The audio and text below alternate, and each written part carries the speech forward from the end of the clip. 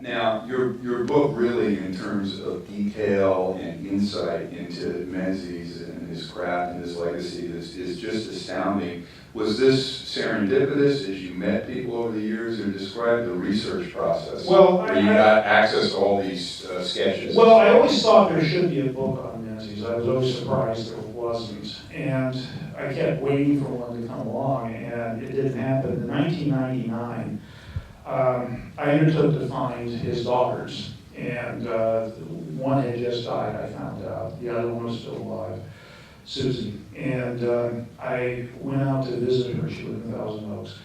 And she had piles and piles of drawings in her garage, just lying there. And so I undertook, we hit it off, and so they decided they could trust me. And I took about a year to organize all this stuff, put it in some sort of retrievable order.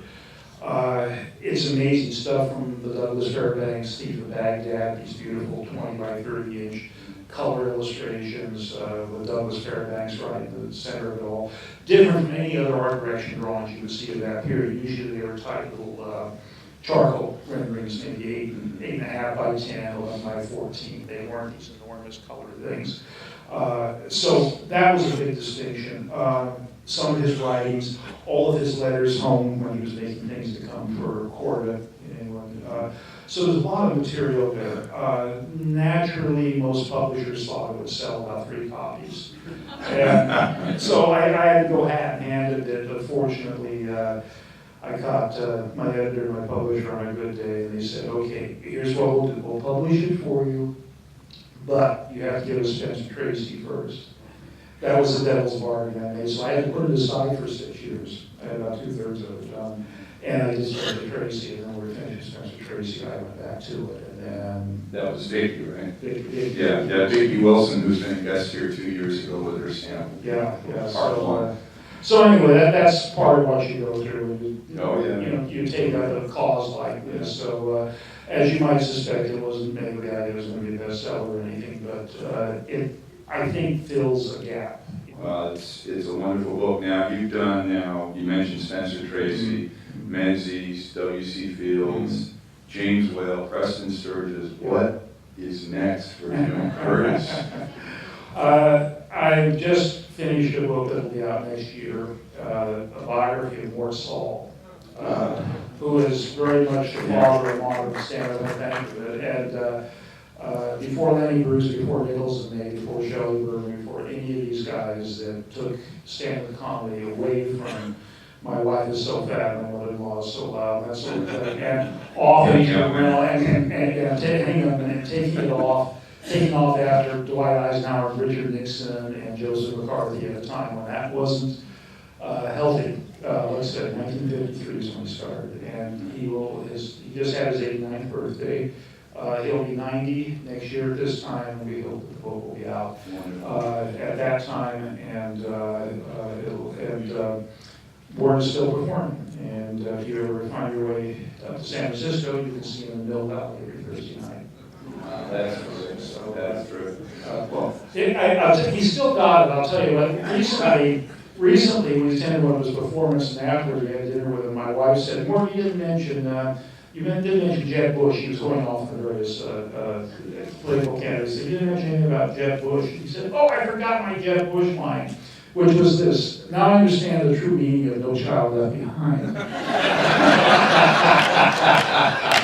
That's as good a line as he ever came up with, and that's a pretty recent one.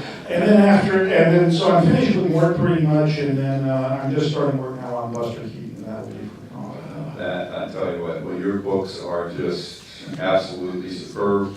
What I'd like to do now is cue the booth to bring up the slides of Menzies sketches. Okay, well, we'll go with this. And trust me, he drew it in focus anyway. This is the shot right toward the beginning. You'll remember this in the film where you've got Rose Prayer out full. And it's a good example of how he created a set virtually from nothing. You had a group of extras in costume, you had a big face dominating, and you see that again and again and again. And so this is an idea of how you get really epic proportions with zero money. Okay, now this one's in focus. focus, and this is the bakery, as you can see. Again, you see the low angle, you can see how the set and the composition especially is also the lights that are hanging up above. And if you're down that low, you don't have to furnish the set going back so far. You've got the essential elements right here. He was very much a one for shooting up from the bottom, and the reason for that is because ceilings usually gave you a vast blank space, and your characters would read better in a case like that, and also it's cheaper to do that way. It was also more interesting. Can we go again? Now here's a good example of how he did his continuity sketches. Again, remember he was credited as producer, but this is what he's doing here. He's essentially visualizing the film shot by shot by shot based upon the screenplay. I don't know how many iterations the screenplay went through. There were always modifications on the set, but the idea behind something like this, it was always in the bank. If nothing else, well, else failed, they could do this. It also gave them a very accurate way of budgeting the film in advance because they could see exactly what was going to show on screen. What all the sets would cost. All that. Next, please. Now again, you can see how he's shooting up from the floor line. One of the things you get also is you get more area in a small claustrophobic space when you shoot up like that. It enables them to get a little bit of size into the shot, into the scene, without necessarily paying for it.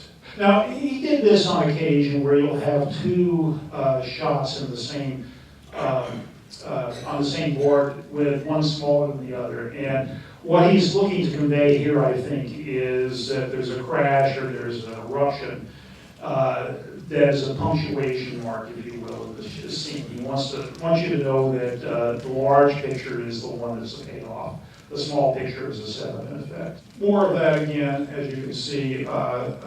There's always, in dialogue sequences, a certain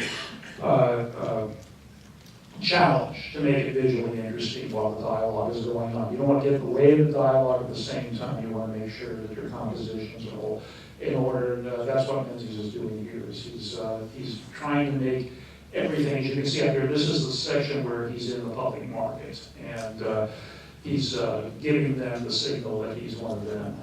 Okay, now this is a beautiful rendering, as you can see. It's almost directly taken and used in the film. It's like it's almost a still. Yeah, it is. And it didn't take him long to do something like this, but you see in the exteriors those vast areas of sky.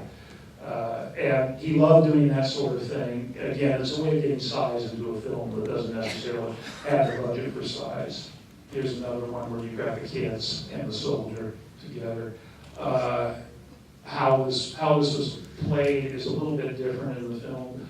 Again, it's a visualization here of how it could be played based upon how it was written at that particular point in time. Okay, when he goes wide like this, he needs a pan. So what looks like to be cinemascope or even a cinerama is really, he's expecting the camera to pan. Yeah. This is right at the beginning, as you'll remember. She's saying, she's trying to save her husband, and he goes off into the room away from things. You'll remember in the film that the room and the windows in the room are suggested mostly to shadows and light on the wall. The wall, again, is very basic and plain.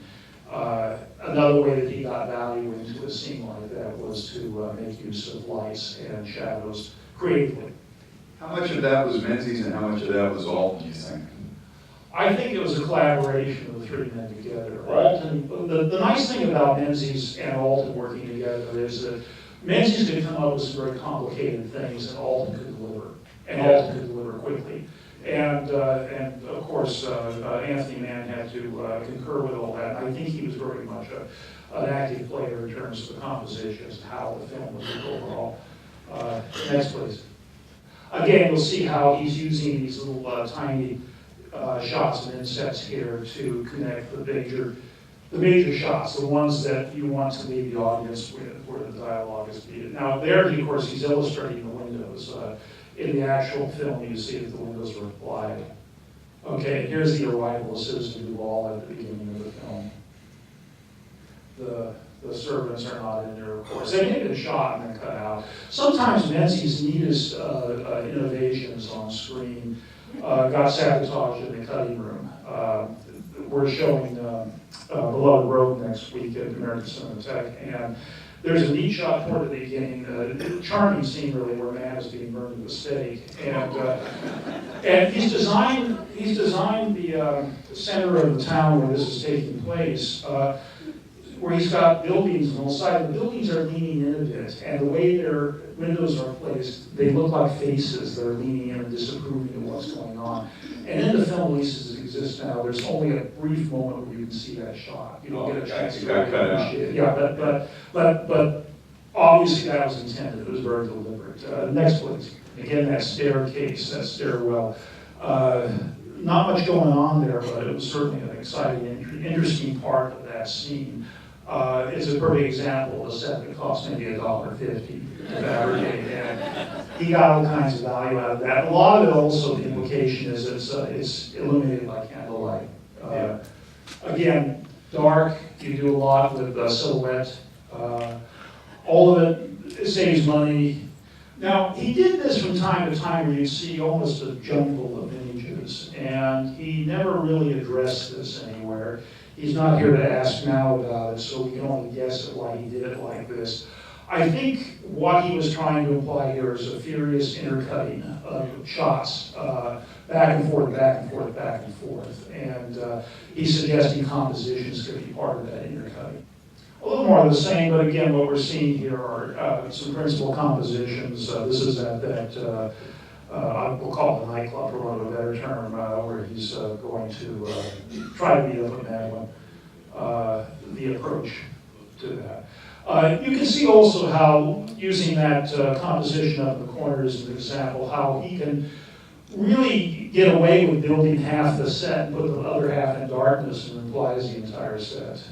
He did that again and again. Low ceilings are another part of that. You can see how he didn't get to rendering some of these. He's got the composition there. He hasn't finished them off as fully as he might have. I don't know if that's a time issue where he just shorthands some of that stuff in there. But you can see here how he's trying to get across the idea of the presentation of her. This is essentially her introduction, where the light and dark will play off of one another and still convey the proper impression, proper feeling. And here we can talk about pattern. This is the jail area. And he loved doing things with iron bars and the like where you could have the picture, in effect, divided up into little squares. It's like a Vegematic sort of. And, there's always something quite interesting about that compositionally.